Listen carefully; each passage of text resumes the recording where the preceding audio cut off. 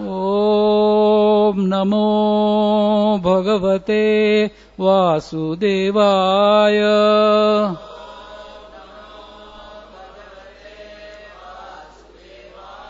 Om Namo Bhagavate Vasudevaya.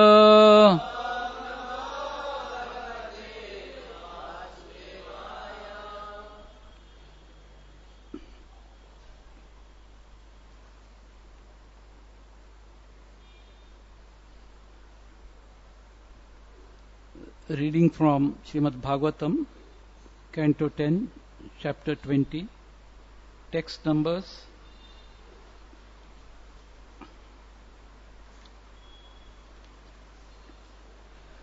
29, 30 and 31.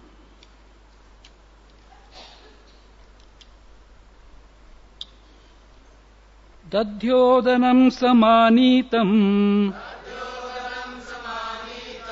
Shilayam salilantike Sambhojaniyair bubuje Gopay sankarshananvita Dayodhanam sabhanitam Shilayam salilantike Sambhojaniyair bubuje Gopay sankarshananvitaha Dadhyodanam samanitam Shilayam salilantike Sambhojaniyar babuje Gopay sankarshananvitaha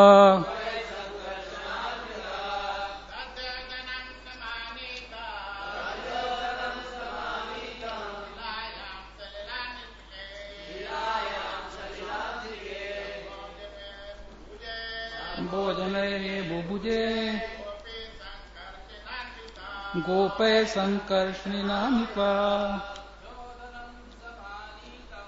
Dadhyodanam samanitam Shilayam salilantike Bhojaniya bubuje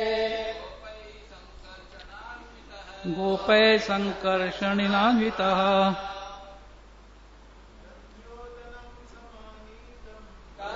Dadhyodanam samanitam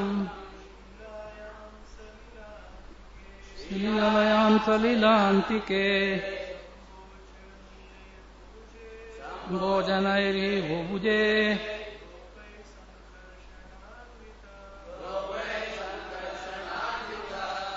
Matajis Dadhyodanam samanitam Shilayam salilantike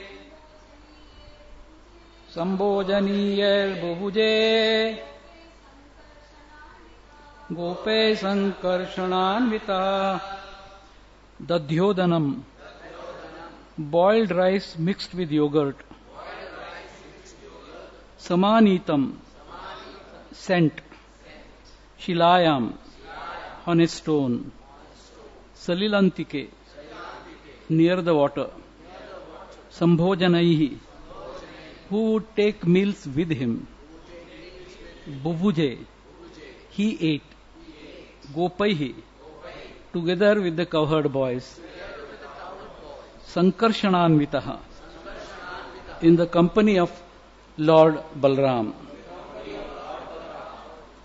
Translation by the disciples of Bhaktivedanta Swami Prabhupada. Lord Krishna would take his meal of boiled rice and yogurt sent from home in the company of Lord Sankarshan and the cowherd boys who regularly ate with him.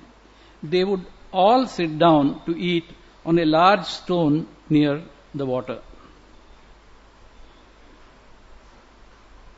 There is no purport, so we'll go to text 30 and 31. Shadvalopari samvishya charvato milite yakshanan Truptan Vrushan Vatsataran Gascha Sodho Bharashramaha Pravruti Shayam Chatam Viksha Sarvakala Sukhavaham Bhagavan Pujayam Chakre Atma Shakti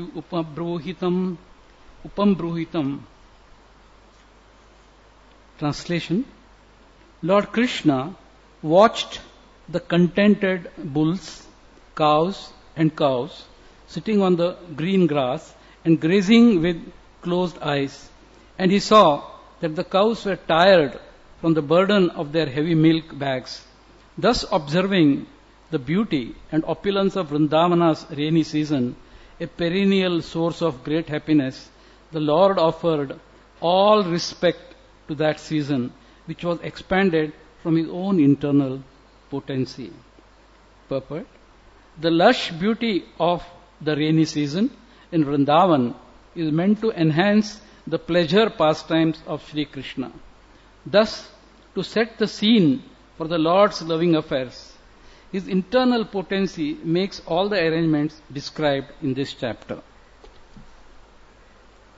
Om Ajnanatimirandasya Jnananjana Shalakaya Chakshurunmilitam Yena Tasmai Shri Gurave Namaha Shri Chaitanya Manobhishtam Stapitam Yena Bhutale Swayam Rupa Kadamayyam Dadati Swapadantikam Vandeham Shri Guru Shri Yuta Padakamalam Shri Gurun Vaishnavamscha Shri Rupam Sagarajatam Sagana Raghunathanvitam Tam Savivam Sadvaitam Savadutam Parijana Sahitam Krishna Chaitanya Devam Shri Radha Krishna Padan Sagana Lalita Shri Vishakhanvitamscha He Krishna Karuna Sindhu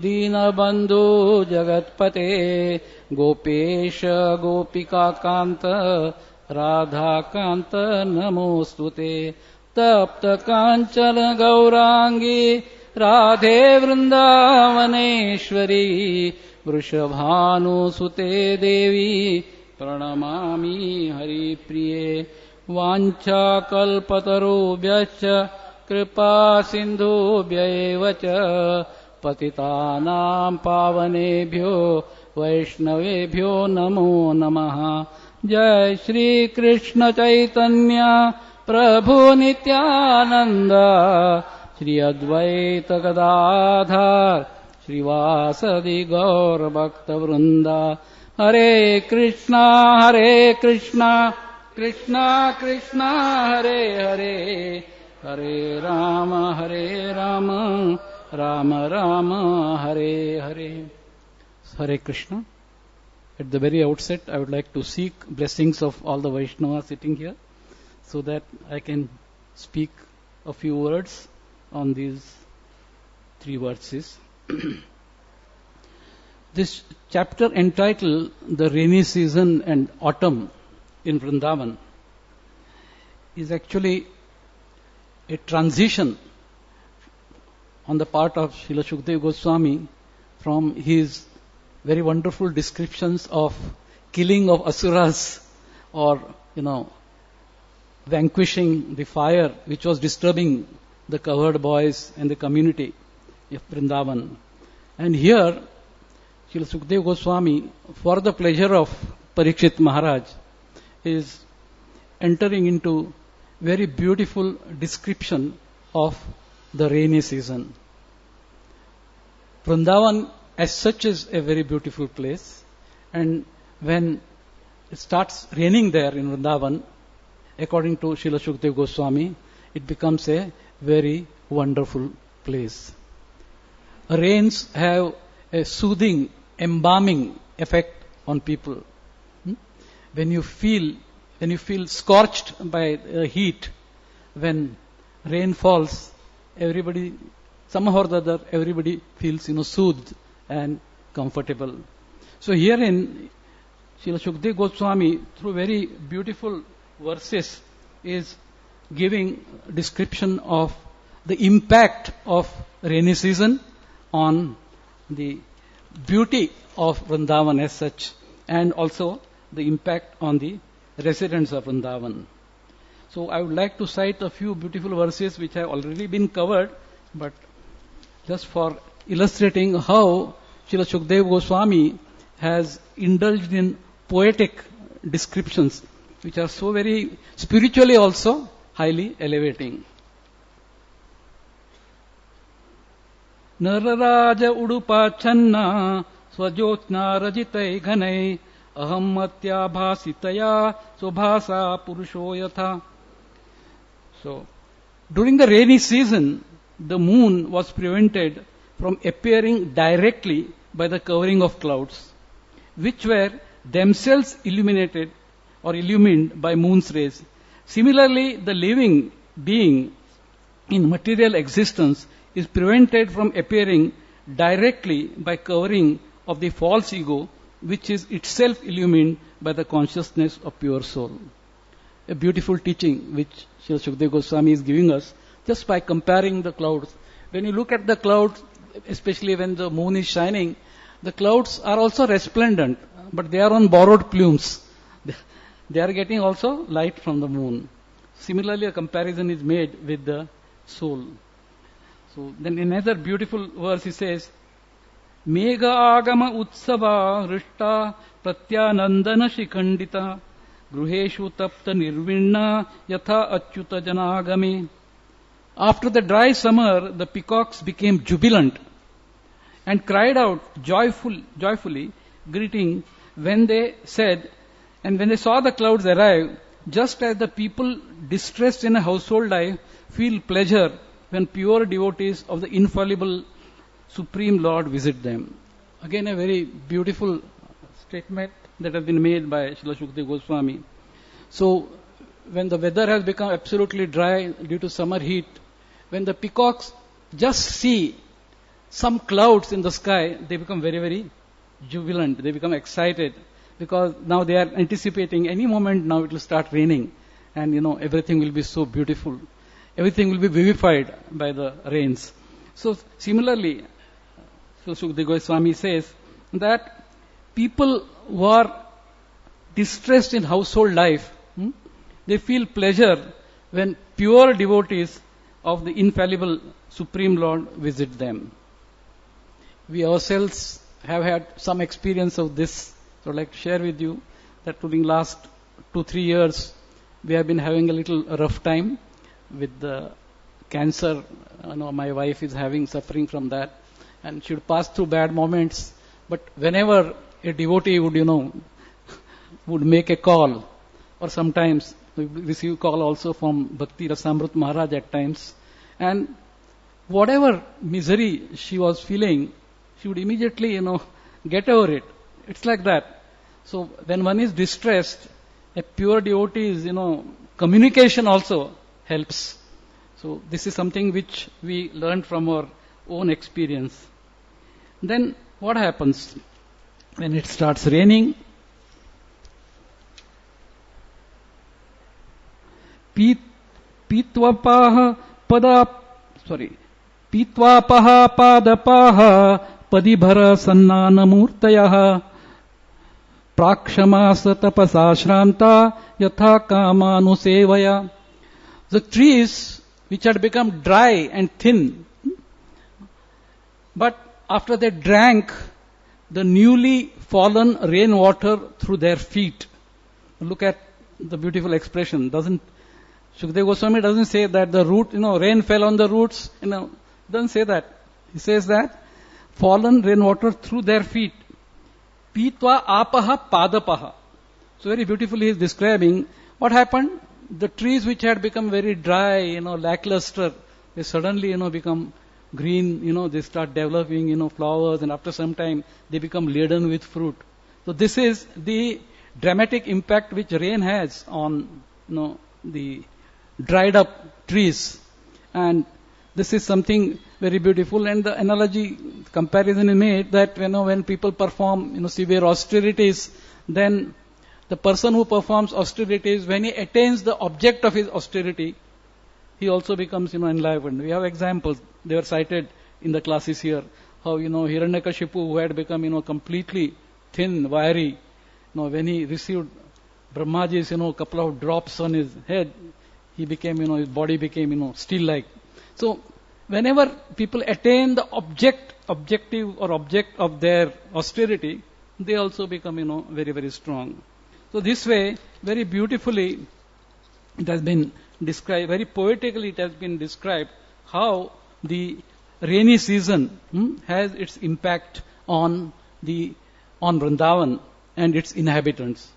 Then in another beautiful verse it says, Dhenavo mandagaminya udho bharena bhujasa yaihu bhagavata huta drutam pritya snutastanaha. Again, the cows were moving now slowly. Why? Because they were able to graze on green grasses. The rainy season produces green grass, and by eating this green grass, they had become so much nourished that their milk bags were becoming very heavy. They are finding it difficult to, walk fast. Dhenavo mandagaminya. They are moving slowly. Otherwise, the cows, when Krishna calls them, they just run. But here it is described that Yayu Bhagavata Ahuta. Even though their milk bags were very, very heavy, as soon as the Lord called out to them, they ran. And out of affection for the Lord, their udders became wet with milk. So very poetic and beautiful description. Then it is described, yesterday, I think Vrishabhanu Prabhu was describing how the Lord saw the joyful aborigine girls of the forest, the trees dripping sweet sap, and the mountain waterfalls whose resounding indicated that there were caves nearby. And the Lord, with his brother Balram, with all his cowherd boyfriends, now the scene had been set for his enjoyment. The forests were now completely equipped to cater to the needs of the Lord, and everything became so pleasurable for Krishna. And what would the Lord do? He would also, of course, eat nuts and eat fruits. Where would he eat them? When it rained, the Lord would sometimes enter a cave or the hollow of a tree to play and to eat roots and fruits. Vrishabhanu Prabhu yesterday described this in great detail, so I won't go into it. So basically we see therefore that everything beautiful is made ready for the Lord. The Lord doesn't have to say, make this arrangement, that arrangement for me. I enjoy this, I do not enjoy that. But no, everything is taken care of by his internal energy. Everything is ready-made to give supreme happiness to their worshipable Lord Krishna. This is how Vrindavan pastimes take place. And today's verses, we are hearing about how what did the Lord have for lunch? What did he have for lunch? And where did he eat it? Which was the place where he with his friends ate his prasad, whatever. So it is mentioned here, Dadhyodanam samanitam. Dadhyodanam means boiled rice which is mixed with curds. Now, this is still a favorite with many people, especially my granddaughters.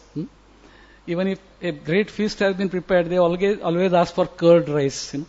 So curd rice becomes very, very attractive to them.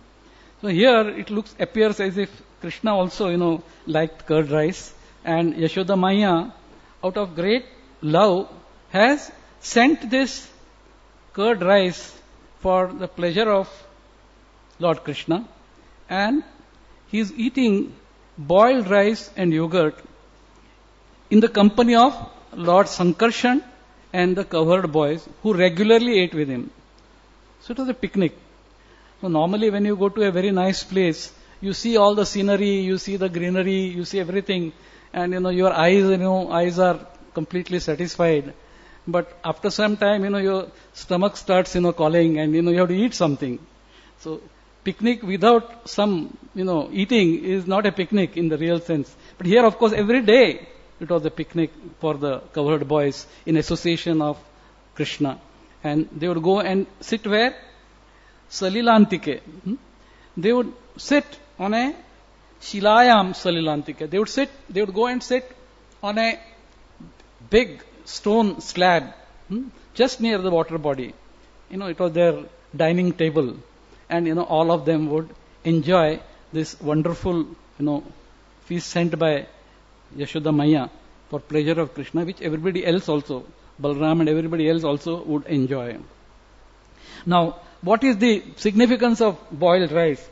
Why boiled rice? Why not polished rice or any other rice? Now, we understand that even as a chemist, I understand that, when the rice is polished, all its nutritive value is lost. And it appears from Krishna's time, boiled rice, which was not polished rice, that was being eaten. Now, boiled rice with curds is a sattvic food, very, very sattvic food. And Krishna describes in the Bhagavad Gita that sattvic, those who are in the mode of sattva, they like sattvic foods. Ayuhu sattva bala arogya sukha priti vivardhana rasyaha snigdaha stiraha hrudyaha ahara sattvika priya. So, those who are in this mode of sattvic, of course we are not talking about Krishna. Those who are in the mode of sattva guna, he is beyond all the modes. So, those who are in the mode of sattva like sattvic ahar. They do not like fast foods, though many of us like them. So, they do not like fast food. They like sattvic ahara. So, what are those? Why do they like them in the first place? Because they increase the duration of life. They purify one's existence. So, the anna that we have, that is being distributed also, food for life in our movement. What is the purpose of that? It is to provide, a complete, is to provide sustenance and strength to the one who eats it. So they give strength, health, happiness and satisfaction. And what is the nature of such foods? Such foods are juicy, fatty, wholesome and pleasing to the heart. Actually, Shri Krishna gives a complete dietitian's, prescription for people of Kali Yuga, what they should have and what they should not have. Somehow or the other, we bypass all these instructions, which are being practiced from time immemorial, and they are all wonderful recipes for keeping good health. This is there in the Bhagavad Gita in the 17th chapter. So I remember, I don't know whether it happens now, but when we were children and whenever we would be in a village, we would see that the farmers, before they go out to the field to till the land, very, very hard work, very, very labor incentive, very, very labor oriented type of work, very hard work. They would eat, this broth made of rice, uncooked, a broth. We used to call it in our language, used to call it pez. I think in Marathi also it's called a pez. Why? Because that broth, when you eat it, it gives you a lot of strength, a lot of sustenance. So therefore, even to this day, I believe this practice goes on, and this is very, very good. So, then we come to text 30, in which they talk about what the Lord was doing when he was having his curd rice. What was he saying? Shadvalo upari samvishya charvato milita akshanan truptan vrushan vassataran gascha sodho bharashramaha. So this is a very beautiful description. Lord Krishna with all friends is having his lunch, prasad, and on the opposite side, of the green grass, that patch, he's seeing the cows, he's seeing the bullocks and the cows. All of them are sitting on the green grass nicely. They are also having their lunch and they are grazing on the green grass. Of course, as it has been described, the cows, their milk bags have become very, very heavy, due to stored up milk. And they are sitting, all of them are sitting, and Krishna is watching them. And what does he see? Truptan. He sees that these, his dear cows and bullocks and the cows, they are truptan, contented. And what have they done? They have actually milita akshanan. What does that mean? They have closed their eyes. They are eating and their eyes are completely closed.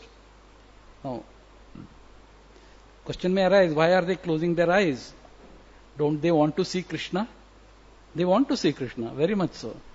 They are closing their eyes because they are contented. They are contented. Truptan. They are completely, full of. They have no other expectations at all. They are completely contented. Now, this is a state of consciousness which all, beings like us should have. So the cows and the bullocks and the cows are completely contented and they are closing their eyes.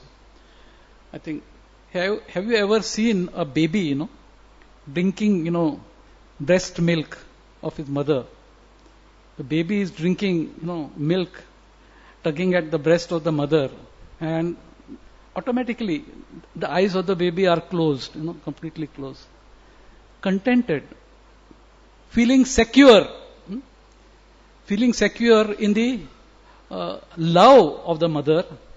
The child draws upon the milk, and the mother also feels so joyous when the baby, sucks milk. So this is a kind of security which the child feels. Similarly, we find here that all the bullocks and all the cows, each and every bullock, each and every calf, each and every cow is trupta, completely contented and very, very happy, in a very joyous state of consciousness. So this is something which we can understand, that even devotees, when they are able to get love of other devotees, get love from their spiritual master, get love from the Lord, they also feel completely contented. They do not look forward to having anything else. They don't want anything else. All the attractions of the material world no longer enchant them. They're completely enchanted by just being able to get love. So this is a thing that we learn from this statement of Srila Shukdev Goswami. So contentment is something which is very, very rare in this world. Very difficult to get contentment. What is the opposite of contentment? It is some kind of a hankering, some kind of a trishna. You are not happy with anything that you get. So that is trishna. So in Niti Shastra there is a verse which I would like to quote for you. Ichchati shati sahasram sahasri lakshamihate kartum lakshadipati rajyam rajyopi sakala chakravartitvam chakradharopi suratvam suratvalabhe sakala surapatitvam bhavitum surapatiruurdhvagatitam tathapi na nivartate trishna. Very, very instructive verse, which is very, very relevant and which will be relevant in times to come also. He says, Ichchati shati sahasram. Now this statement was valid some years ago, because 100 rupee note today has no value per se, nor for that matter even a 500 rupee note. So, but we can analyze it in the right perspective. Ichchati shati sahasram. One who has a 100 rupee note, he wants a 1000 rupee note. He wants 1000 rupees. And one who has 1000, what does he hanker for? Lakshami ihate. He lacks a lakh of rupees. Of course, in today's world, it must be abjam or whatever. I don't see any newspaper carrying the words of hundreds and 500s or 1,000. It is always crores. Crores. All the scams are in crores. I don't know from where they get crores. After working for 32 years, I have not reached that state of, where, you talk in terms of crores. A few lakhs here and there, yes, seems realistic. But anyway, here they're talking about Lakshmi ihate. Kartum lakshadipatim rajyam. One who has lack of rupees, is he happy? No. He wants to become a king. He wants to become a king. Then one who is a king, is he happy? He wants to become a Chakravarti Samrat. A king wants to become a Chakravarti Samrat. Then, what about Chakradhari, one who is Chakravarti Samrat? Is he happy? He wants to have Suratvam. No, he wants to become a demigod. Then, Suratva Labhe, is he happy after becoming a demigod? No. He wants to become Sakala Surapatitvam. He wants to become an Indra. And is Indra happy? You have to read Bhagavatam. He is also not happy. Bhavitum Surapati Urdhvagatitam. He is also dissatisfied. He is always unsettled. So, na nivartate trishna. Trishna is never ending. So therefore, contentment is the key. That's what we require in our spiritual endeavors, isn't it? So, if we are contented, we are happy. I do not know, on my own career, my first job, fetched me 90 rupees. I was a part-time part-time demonstrator.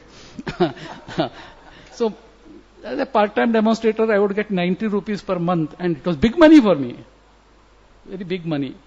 My father had retired, there were no financial resources. 90 rupees, what? I could manage all my fees, I could manage my, existence very nicely as a student. There was no problem. So, and I was contented, I was happy with that. So, this is something which is very, very important, and it is lacking totally in our modern day society.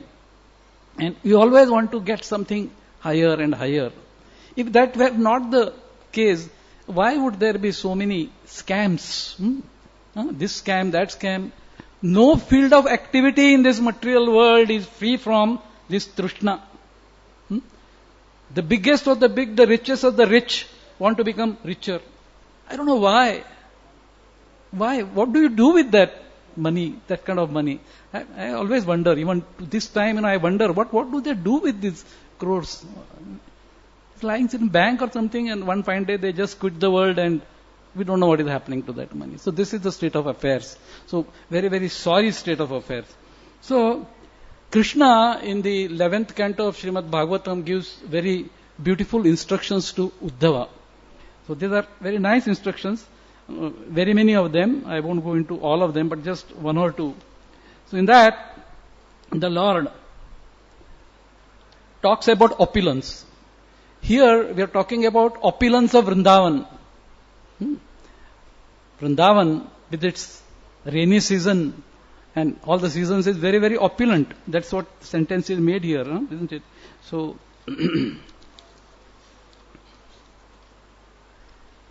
yeah, the observing the beauty and opulence of Vrindavan. So Krishna himself talks about what is opulence to Uddhava. He says very beautifully, he says that Bhagaha me Aishwaraha Bhavaha. He says that actual opulence is my own nature as the personality of Godhead, through which I exhibit my 6 unlimited opulences. Unlimited opulences, we all know: beauty, wealth, fame, knowledge, strength, and renunciation. But what is real opulence? That is, the actual opulence is His own nature, the Lord's own nature. Then he makes one more point. What is the supreme gain in life? People are talking about, crores, lakhs. They are talking about that. So he says, what is supreme gain? He says, Labhaha mad bhaktihi uttamaha. He says that the supreme gain in life is devotional service to me. That is, this Krishna is saying, he's telling Uddhava. He's not, canvassing. He's just telling us, because if he doesn't tell us, who else will tell us? So he's telling us that. Then what is education? I never knew this definition until I saw this. I was in educational field. Vidya Atmani Bhida Badaha. Nullifying the false perception of duality in the soul. Whatever dualities we are having, nullifying all that, that is education, he says. So anyway, this way it goes on. There are so many of them, I don't want to go into all the details, but I will come to the point which we are talking about. What is contentment? Krishna defines what is contentment, what is santosh. He says, Daridraha yahatu asantushtaha krupanaha yaha ajitendriyaha. Guneshu asakta dhihi ishaha gunasango vipadyaya. So he says that, my dear friend Uddhav, one who is enriched with good qualities is actually said to be rich. That is real opulence. And one who is unsatisfied in life is actually poor. Asantushtaha. One who is happy with his daily wages, the poor farmer, he may be really having, if he is contented, if he is santushta, he is a multi-billionaire. And a multi-billionaire who is still hankering, for more possessions, more wealth, more this, more that, he is asantushta, he is unhappy. So he is actually daridra from point of view of the Lord. So we get to an understanding of what is contentment. And this is very, very important. And who is a wretched person? A wretched person is one who cannot control his senses. Whereas one who is not attached to sense gratification is real controller. So Krishna is giving perspectives to us. All of us know this, but the Lord is giving us new perspectives through these verses. So therefore, in these verses, we understand the importance of being contented. We can never ever be happy if we do not develop this tendency to derive contentment from what we get. In whatever situation the Lord has placed us, whatever the Lord has given us, we are happy in that. That is our Vedic culture, by the way. However, in olden days, the wives and big families, only one, wage earner. But all of them lived under one roof happily. They were contented with their lot. I don't know where that has gone now. It's completely disappeared. We are in a miserable state now. Our society has crumbled so much that those seem to be just like, after some years, if somebody were to hear about it, he will say, this is all hypothetical, this really didn't happen. Did this happen? 20 people living under one roof, one wage earner, feeding everyone and inviting, guests also. Did this really happen? Yes, it happened. Times have changed. Time has taken actually toll of so many things. This is one of them. Anyway, so this is how it is. So we come to just 5 minutes, last aspect of the verse, point. So, a very beautiful statement has been made.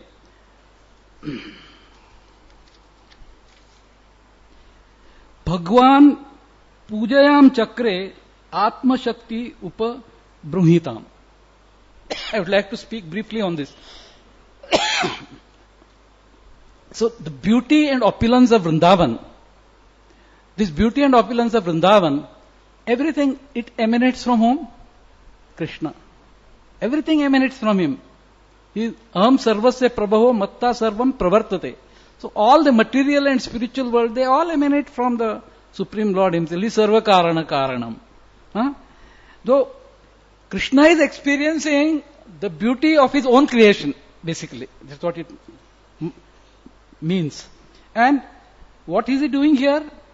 He says that the Lord offered all respect to that season. Krishna is offering respect to that season. Bhagavan pujayam chakre. Puja means, offering worship or, offering total respect and honor to the very things which have come out of him from his internal potency. So I found this to be a very, very beautiful concept. The Lord, giving respect to his own creation. to His own creation. That's a very beautiful thing that we experience in this particular verse. So this is again our Vedic culture. In our Vedic culture, we offer respect. Krishna is showing us the way. We offer respect to trees. We worship trees. We worship mountains. Of course, we have Govardhan Puja. We worship everyone. Every living entity is a special creature for us because every living entity has Paramatma in him, and therefore we offer our respects to everyone. No exceptions. His Grace Dwarkadish Prabhu, I think, other day spoke about offering respect to people. It's not that we offer respect only to parents, we offer respect to everyone. We read about Mrugari, offering respect to ants. So, one who was so cruel, when his consciousness was enriched by Krishna Bhakti, he was offering respect even to ants. So this is the culture. So Krishna is telling us, how to offer respect.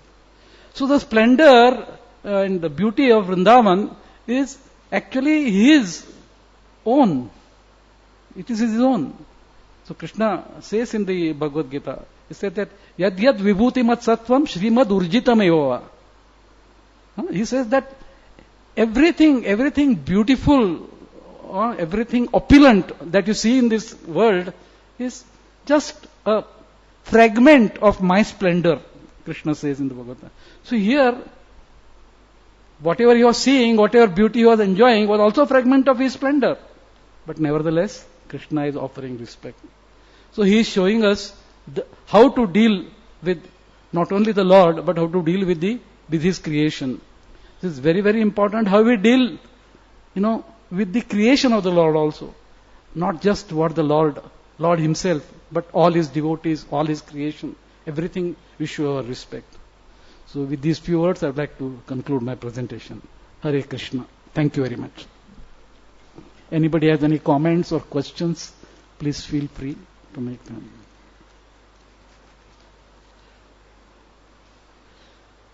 Srimad Bhagavatam Puranam ki, Srila Prabhupada ki.